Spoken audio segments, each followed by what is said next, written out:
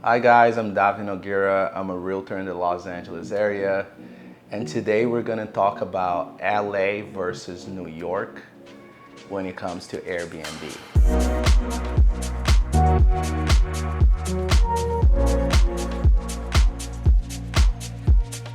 New York is an amazing place if you can Airbnb legally. As you guys know, like millions of people come in and out of New York very often. So if you have an Airbnb there, you have professional photos, good furniture, good location space, and even need a view close to subway, you're gonna be booked year round at very high rates. But on a recent trip I had to New York last week, a work trip where I was trying to learn how Airbnb works in New York and kind of seeing a couple properties out there, I learned that it is very, very difficult to legally Airbnb a space in New York. Even if it's one of those brownstone single family, it's still complicated to do in New York City. Reason being is there's a lot of factors to it. For example, let's just say if you're even able to legally Airbnb in one of those really tall high rises with a view, right? All it takes is because they have a doorman and there's other people that live over there that paid high prices to live over there. All it takes is one bad guest that is loud or for some reason throws a party in your place, then a homeowner in that building will complain, and then the HOA all of a sudden does not allow Airbnb anymore. So those buildings are kind of like off the books. So then you find yourself looking for places condos that kind of have like access through the street in New York. So the front door is steps away from the street, meaning you don't have a doorman.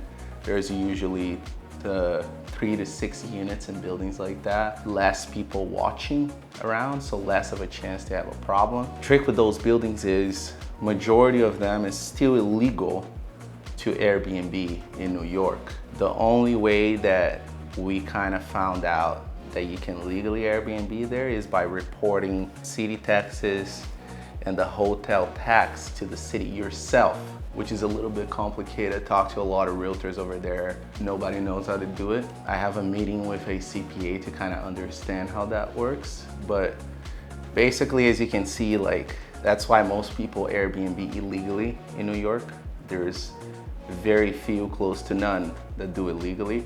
Since the hotel industry is so powerful over there, they really fight against it, making it very hard for people to legally Airbnb a place. So then I started thinking, hey, LA as the second major city in the US, in my opinion, is an even better place to invest on an Airbnb because we know what the rules are.